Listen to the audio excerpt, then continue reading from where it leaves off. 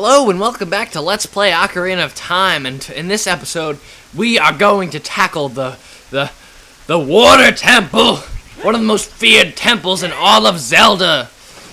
And yeah, so to enter this temple, obviously the hardest part out of the whole thing.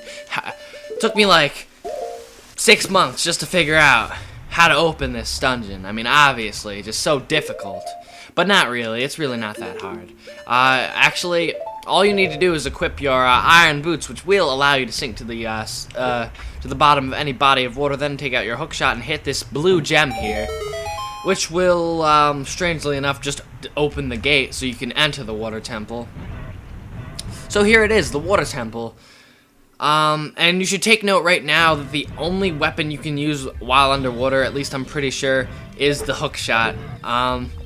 So definitely take note of that. Definitely keep the hookshot equipped for most of the dungeon. I would also recommend having the ocarina equipped, and I'll put on the bow for now. And another one of the most tedious things about this is pausing and switching between boots constantly.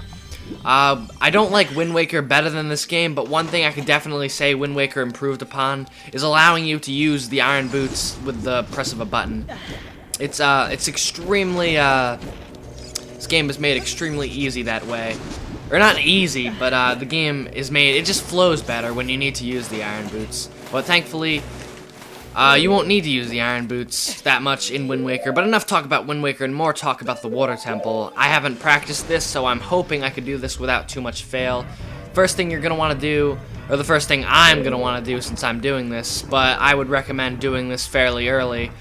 You want to pull this block back. Now, this doesn't really have any importance to us now, but it will later on in the dungeon. So, definitely start off by doing that, which isn't typically something I see people starting off by doing, but then again, I haven't watched that many LPs or playthroughs of the Water Temple. I'm pretty much just blinding it right now for the most part.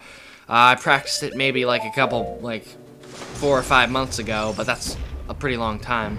So now that we've gotten that out of the way, we are going to sink to the bottom of the Water Temple, and we are actually at just the right spot. You want to go in between the two unlit torches right here. And we're gonna have a reunion with a very ugly Princess Ruto. Oh my god, that face is so damn ugly. I liked you better when you were a kid. You're Link, aren't you? It's me, your fiancé, Ruto, Princess of the Zoras. I never forgot the vows we made to each other 7 years ago. You're a terrible man to have kept me waiting for these 7 long years. But now is not the time to talk about love. Excuse me. I'm sure you've already seen it. Zora's domain totally frozen. A young man named Sheik saved me from under the ice. It's actually a woman, unless she just gave herself a penis. But my father and the other Zoras have not yet. I want to save them all. I want to save Zora's domain. You have to help me. This is a request from me, the woman who's going to be your wife. Link, you have to help me destroy the evil monster in the temple, okay? Inside the Water Temple, there are 3 places where you can change the water level. I'll lead the way. Follow me quickly. And now Princess Ruto proves to us that over the years she has become just as useless as her father, if not more useless. She swims upward. Okay, we're gonna follow her. Maybe she's gonna guide us through, one of the hardest temples in the game. Maybe that's the least she could do for us after we rescued her from the belly of a giant fish. But no, she just disappears. She literally just vanishes unless she swims through that crack and finds a way out of the Water Temple. There is no way. She just disappears. She's nowhere to be found. So what we're gonna do is, first we're gonna inspect this. Those who wish to open the path sleeping at the bottom of the lake must play the song passed down by the royal family. So, in other words, play Zelda's Lullaby in front of this. And there are 3 of these, as Ruto said, in the Water Temple, and that's one of the main things that contributes to the difficulty of the Water Temple. Because what happens when you play the song with the Zelda's Lullaby in front of this is the water level changes. And some rooms are only accessible when the water level is at a certain, level. So, might have some trouble with that. That's one of the things to look out for. That's pretty much the main gimmick of the Water Temple. So, in this room, you'll find the map. You just gotta kill those enemies, which are pretty easy.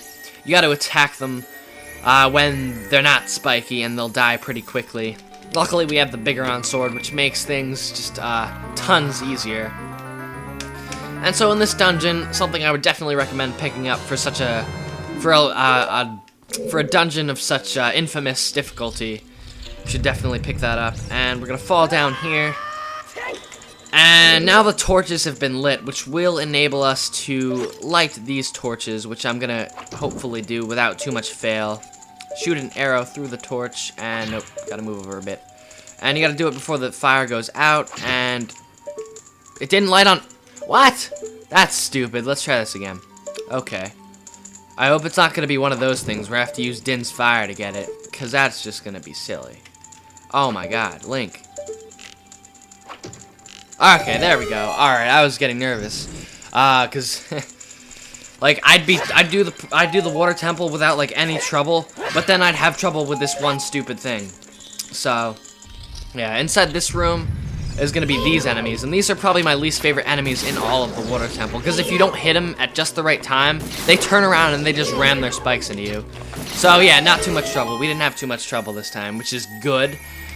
Oh my god, but they can be pretty troublesome. They'll appear quite frequently underwater, but for now, won't be seeing much of them. And our first small key in the dungeon. This dungeon is just riddled with small keys. They're gonna be all over the place, and if you don't collect every single one of them, you're gonna have quite a bit of confusion. So you definitely want to pick up all those, and you definitely want to try to do everything you can do at this particular water level before you move to a new one. So we're gonna move to this one, and I believe we have a sculpture at the end of the path here. The floor, as you can see, is slightly damaged, so we're gonna whip out our bombs, and we're gonna blow this shit up. Drop a bomb right there. Hopefully it'll explode quickly enough. Alright, and then we're gonna jump in here and equip our iron boots again. I'm already getting tired of it, and we haven't even done it that much. So, yep, we're gonna encounter these guys again. As you can see, whip out your shield before they can ram into you, and wait for them to turn around, and then you gotta hit them again. If you missed the first time, take them off! Yeah, national corporation, even though you don't know what I'm referencing, only Paper Mario Guy and Caboose know. Oh, thank God I called him Caboose and not Slack. It would have slit my wrists. But not really, because I'm not goth or emo or any of those sorts of groups. I'm a very happy person. I do enjoy life a lot, and I sweat, I don't sizzle. So, kill these tactics, which will make quite frequent appearances in this water temple. And there's a giant cage in our way, but with the Bigoron sword, you can actually slash through it and hit that switch, which will open the gate, revealing the first sculpture in the dungeon. And I actually took damage for the first time in the dungeon from a sculpture, I believe, unless I took damage earlier on and just healed. I don't know. Doesn't really matter, but I know someone would totally point out, but you got damaged earlier on, Shadow Meat Productions. I'm just gonna unsubscribe to you 50 times, because it's totally possible to unsubscribe to someone 50 times. I mean, without having, like, 50 duplicate accounts. But having 50 duplicate accounts just to be subscribed to somebody multiple times is just ridiculous. Like, I can see, okay, you have multiple accounts for your own reasons, but for the sole purpose of just giving someone more than one subscription, that's pretty silly. So let's climb out of here. And this part, I'm so glad I could finally prove to myself that you could push this block. Because I actually tried to practice this on an emulator the other day, and I couldn't. The emulator literally wouldn't let me push this block. And it's not like I have the water level at the wrong level or anything like that, because you can only push it when it's drained, because otherwise that block will float up to the top and you won't even be able to reach this. But yes, I finally proved to myself that you can push this block. It was a stupid emulator glitch that was it just wouldn't let me push this block. It was just like, now. So I used cheats to give myself the golden gauntlets. Still not strong enough to push it, which is cool. Cool, so awesome. So in here is an actual required room. It's not like the Skulltula room, where it's optional. This is actually required, because we're going to get another small key. Hit this, and I believe the water thing will rise. Yep, and we're going to use that to jump across.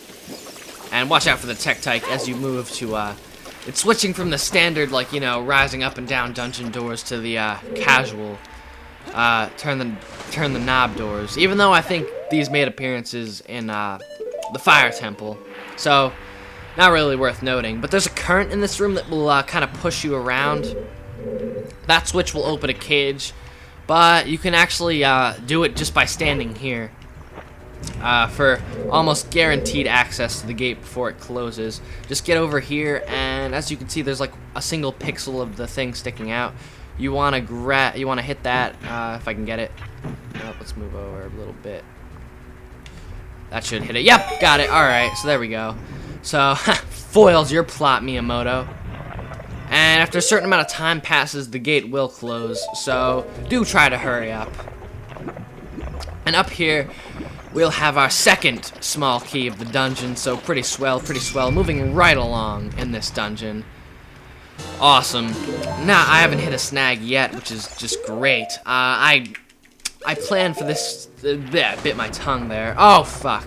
Oh my god, Link. Come on. Forgot to hit that switch.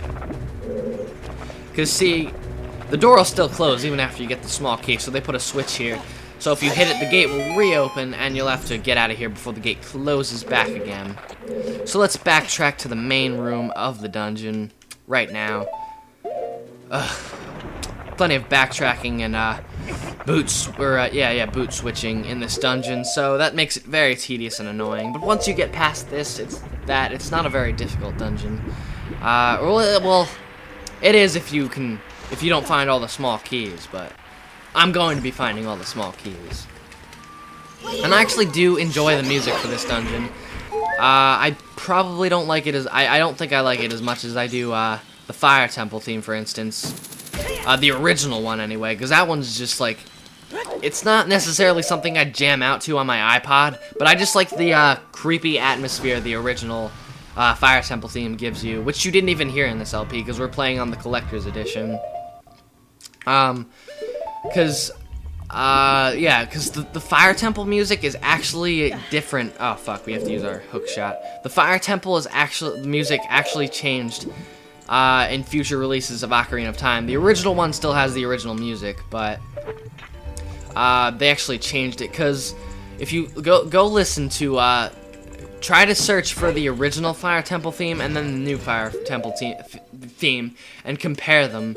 Because the original has, like, Islamic chanting in it and stuff like that. That just makes it really creepy. And apparently, there were complaints about, like, Nintendo, like, offending the Islamic religion or something like that. I'm not really sure if that's what the story is. That's what I heard. I believe I haven't been through this, have I? Have I been in this room yet? I don't think I have. No, you don't even need to be in this room, so never mind. Alright. So we're doing pretty good. We're gonna come back here when we get our long shot, actually.